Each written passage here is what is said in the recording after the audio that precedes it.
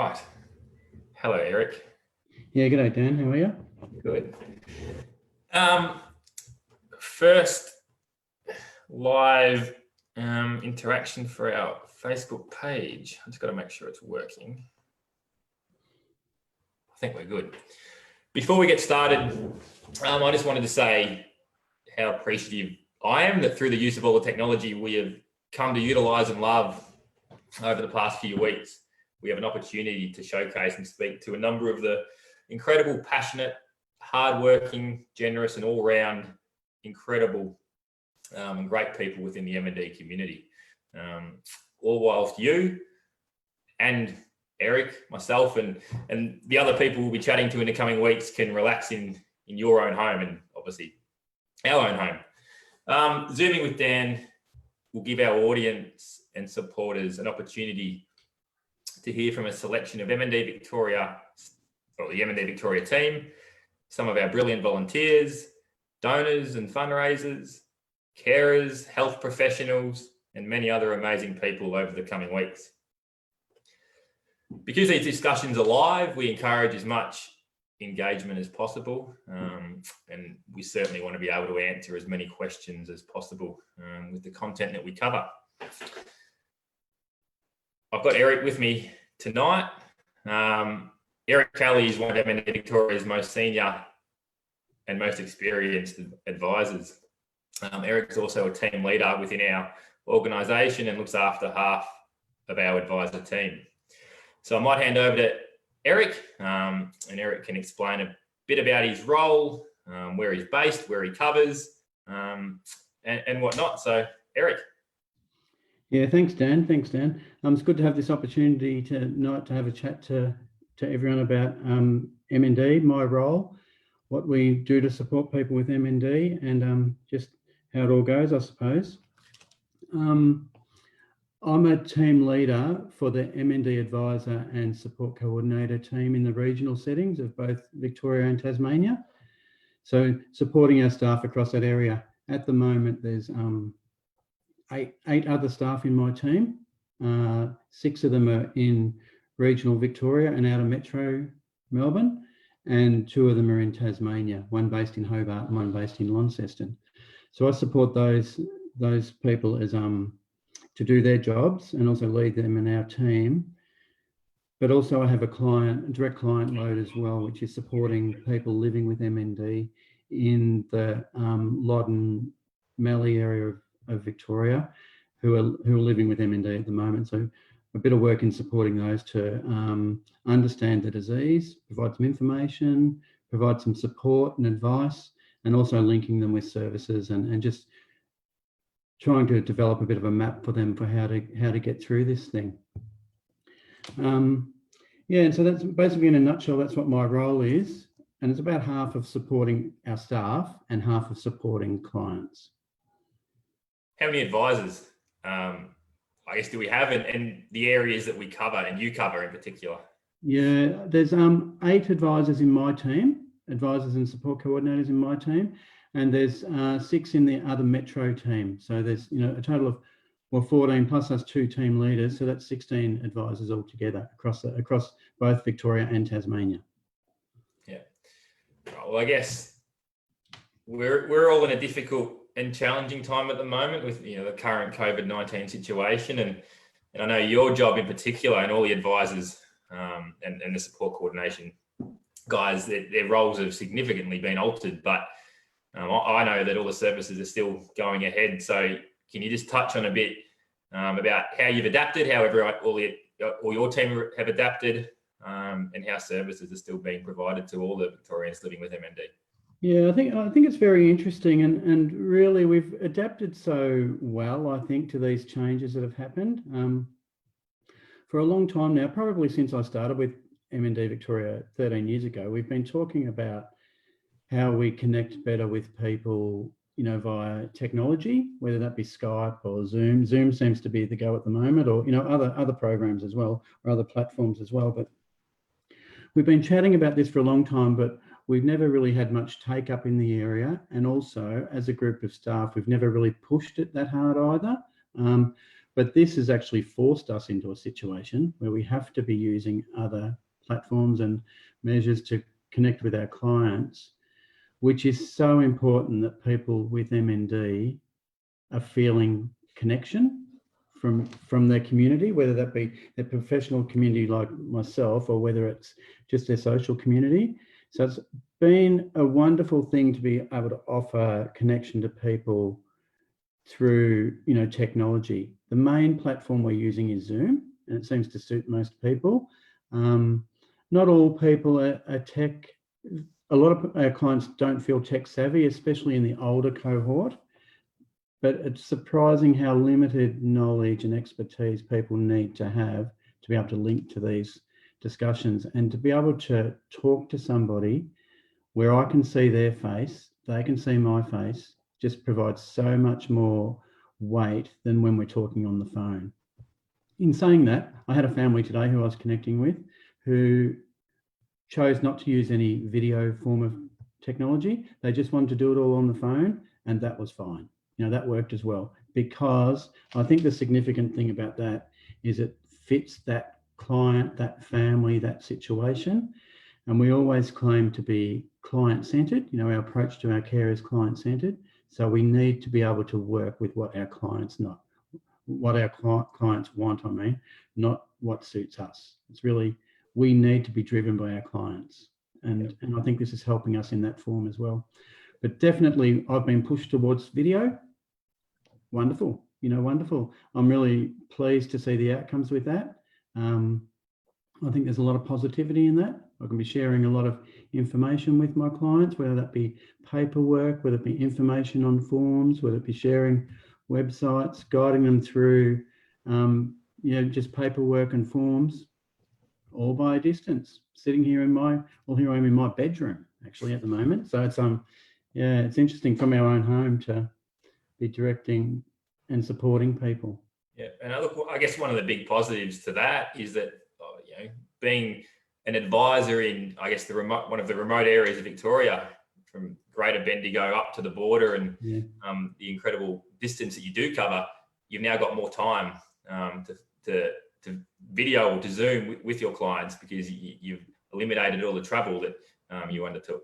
Yeah, absolutely. That's so right. And I think the interesting thing will be how we go after this COVID-19 thing's passed us by, which I hope is not too long, but we've got no control over that anyway. So we're just working with what we're working with. But I think once this is gone, us as workers have become a lot more comfortable, a lot more knowledgeable, a lot more expert in the field of working with video linking with people. So we've gained an awful lot of experience in an awful short amount of time. But also I think our society has as well. It's not just us, each person, us included. I am sure during this COVID-19 period, we'll have had at least one experience with video linking, whether it be with our GP, our pharmacist, an allied health professional, someone through a school where our kids go, or we will have had experience with linking with someone by video.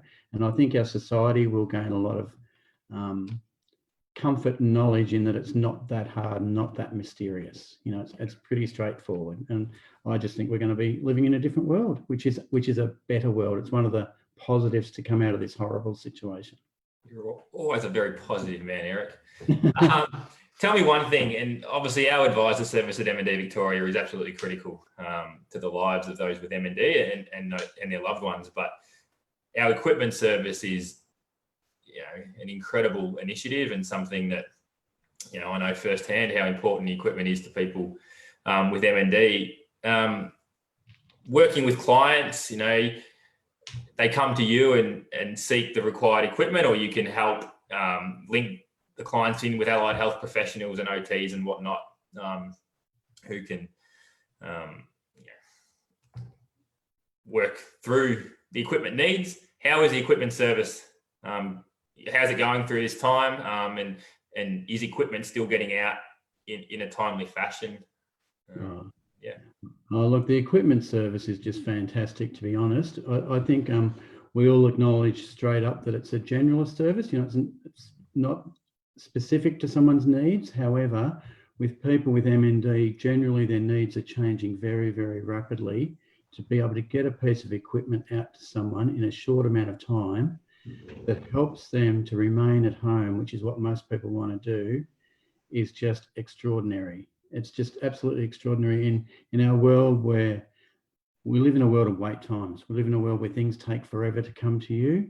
Our equipment gets out to people in a relatively short amount of time, to be honest, and that just helps people stay at home. It's just a wonderful thing to have as an advisor supporting someone, to be able to relatively easily reassure them that if you need a piece of equipment, I will hopefully be able to access that for you in a short amount of time. Amazing to be able to do that. So behind us, who are the front line with the clients, there's these amazing people doing just great work. You know, the equipment staff are, COVID-19's here, they're still doing their work. So we're still getting equipment out, we're still getting it back, we're still changing it over. I've had examples where, you know, people have had equipment issues that needed some repair and some things like that. It's just happened. It's just happened. It hasn't really been an issue. So it's, yeah, it's just great. Not everything's roses, though, of course.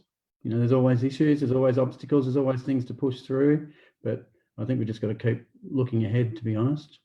Yeah, and I think it's a major credit to, you know, you and all your advisors and the equipment team at MND Vic and all the health professionals that are working closely with you guys, that, you know, through these difficult times and through the limited or non-existent personal contact, that you can still get the equipment out in a timely fashion and within a time frame that suits the needs of those people with MND. Yeah, it is still happening, and regardless of where someone lives, that still happens. You know, like they might live remote Victoria, could be, you know, Mildura, Swan Hill, whatever. Equipment still gets to them. You know, so, and that's just great. Doesn't matter where someone lives. You know, no quicker than if they live in next door, really. You know, so.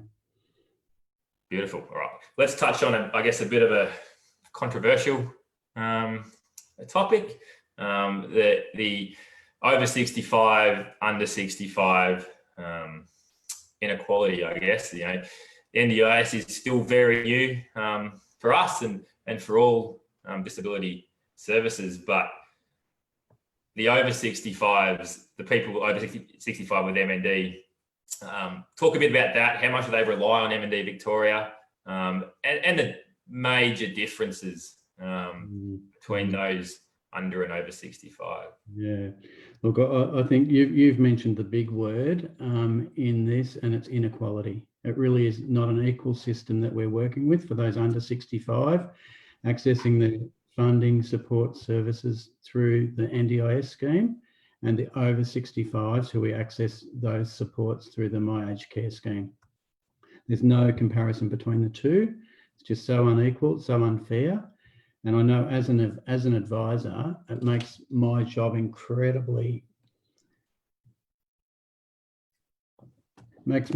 really difficult, I suppose, to provide what I thrive on, providing an equal service. And we just can't do that. People over 65 have to wait. They have to wait and wait and wait and wait. And then when they do wait and finally get some support, the support does not meet their needs. The support is a home care package or something like that, some funding, which is way under what they need in amongst their MND that's progressing rapidly. For under 65s, those with NDIS, I don't want to call anybody lucky, because nobody with MND is lucky. It's just a ridiculous word, to be honest. But I always feel when I get a new client, my first thing I want to know is, are they under 65 or over 65? It's the first thing I want to know.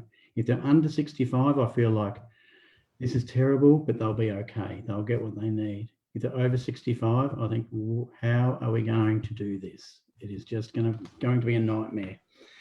But I suppose in amongst all that, which is devastating, it's great to be able to say that we still offer, regardless of lack of funding opportunities for those over 65, we still offer support for them.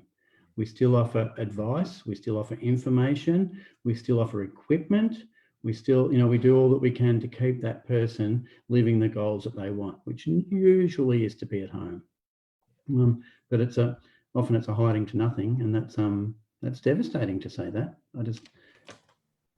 And that's still obviously if you're over 65, you still don't pay a cent to MND Victoria. So all the funds that we raise, are really going towards that population, so to speak. And touch on your workload. We've said if you're under 65, you fall into an NDIS package, but the workload for the advisors is still there, if not more.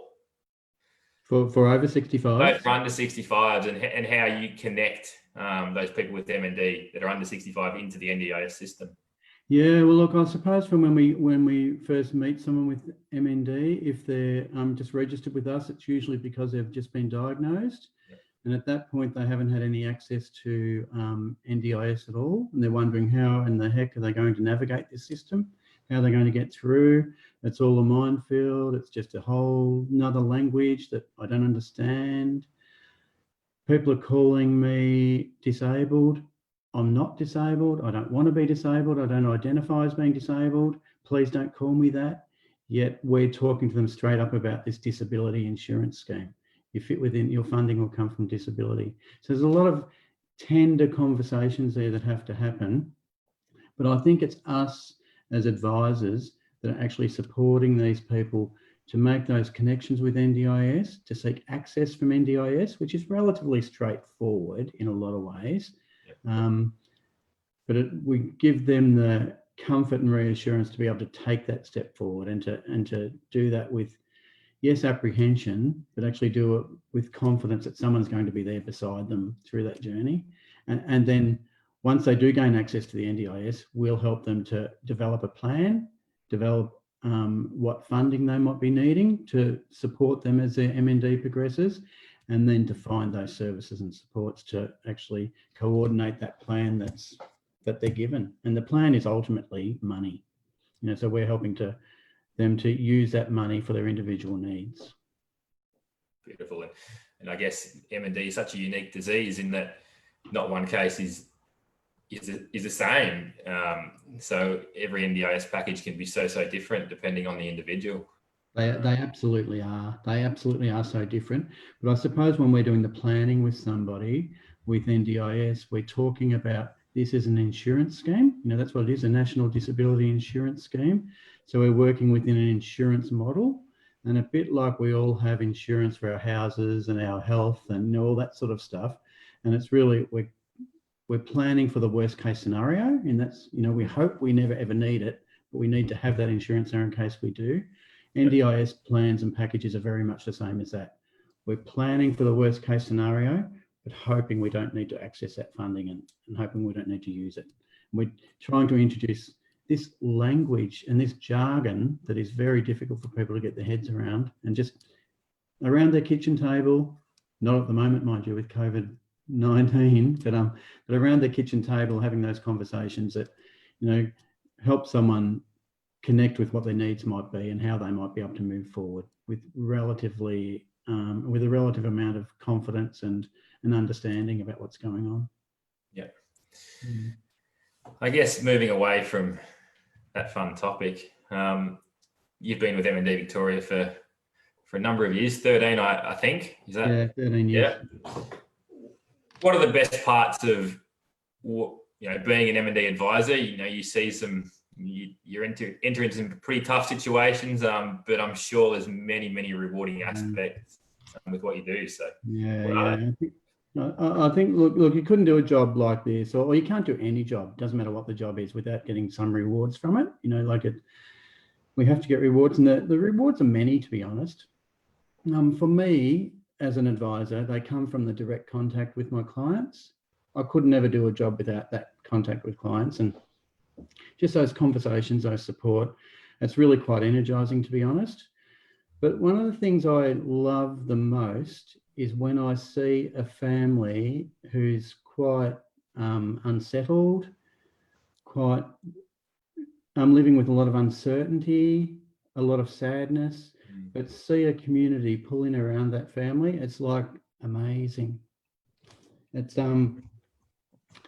it's just amazing to see communities pull together. I think when I see that and feel like I've been a part of directing that is actually where one of the big rewards comes from.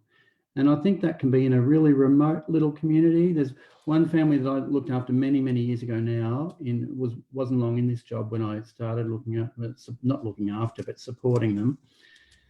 And they're in a little country town, you know, just a one pub town, no doctor, no hospital, no health service locally.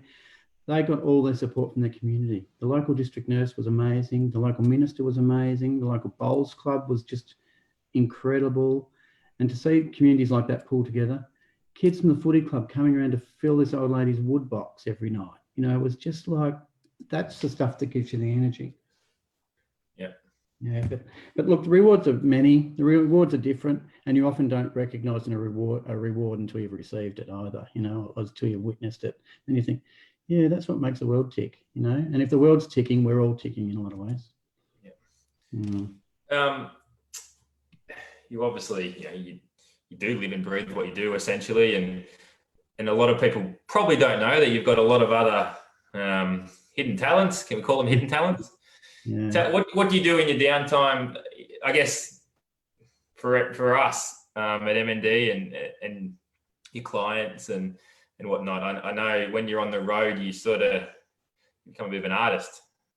So tell us a bit about what you like to do when you're traveling to remote areas and staying at hotels and whatnot.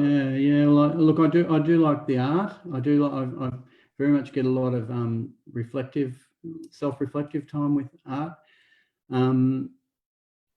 Painting, I love to paint, and I also love to draw. I've actually been trying to refine my skills with drawing, but I'm a bit of a novice, to be honest. But it doesn't really matter what your skill is. It's about that reflection. It's where I can turn off at night when I am alone in a motel room or whatever. I can actually turn off with a sketch pad and a charcoal or a pencil. You know, I can just switch off and just draw.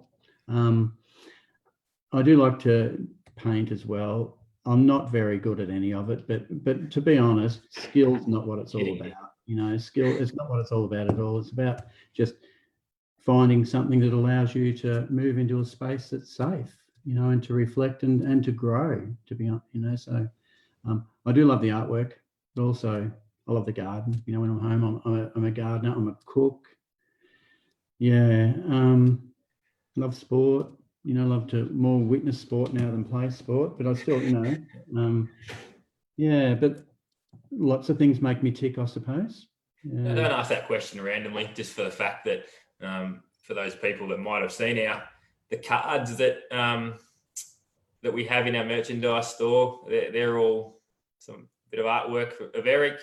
Every now and again, we'll have a bit of a cook up within our team, and Eric always brings in a masterpiece or five. So I know Eric's team is very appreciative of what he does, and I know from a supporter development team, we've certainly utilised a lot of your artwork, and yeah, it's certainly, you don't say it's any good, but I can tell everyone that it is very cool.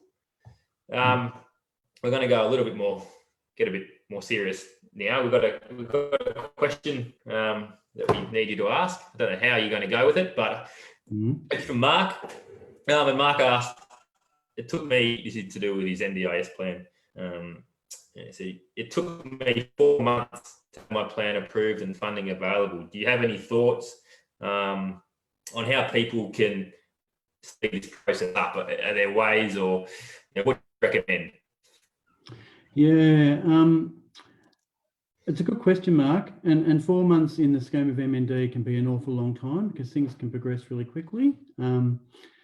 And the sad answer to this question is that the squeaky wheel gets the oil. And I think you need to be providing that squeak yourself as well, but also that's where your MND advisor can help to be advocating on your behalf. And if no one's getting anywhere, we at MND Victoria can come at NDIS from our management level as well, and try and move that forward. NDIS have what they call a practice guide around MND. NDIS workers won't ever sell that as as something they have, but it is a practice guide that acknowledges that MND is a changing disease. It's a rapidly progressive disease.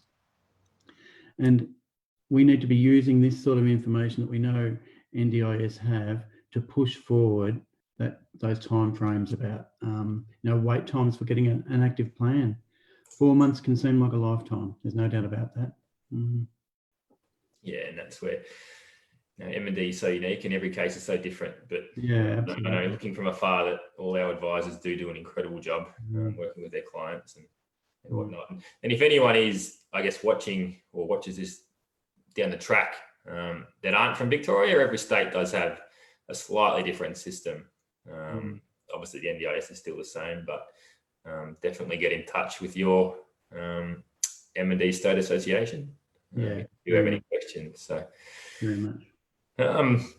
Yeah, look, I think this Zooming with Dan, I'm really excited to do this every week. We're all locked up in our own homes, and what better way to engage with our audience and all our supporters and doing it in the comfort of our own home.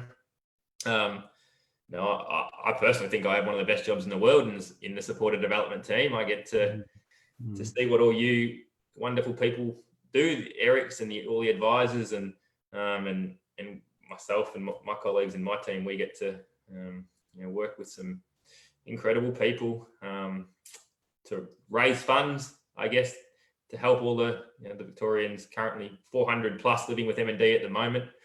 I'm looking forward to some more discussions with many different people throughout the MND community, and I use the MND community a lot because that's what we are. I guess we're very strong, resilient people that all understand the devastating impacts of this disease, but we do bond pretty well together, very well together. I know our team at MND Vic work very closely together, and working with all our clients and carers and volunteers and fundraisers and the like. Obviously, during these current times, all our events have come to a grinding halt. Fundraising's down, but we're still in a strong position to be able to provide all the critical care and support and equipment to those people with MND. So we will come out the other end of COVID-19, and I'm really excited for our events to come back bigger and better. But for now, a bit of technology goes a long way that we can do something like this. So I'd like to thank Eric for your time tonight. We'll certainly be back 7 o'clock next Thursday with a new guest. We'll promote that throughout the week. So thank you, Eric, and thank you for all those who tuned in. Thanks a lot. Good night. Yep. See ya.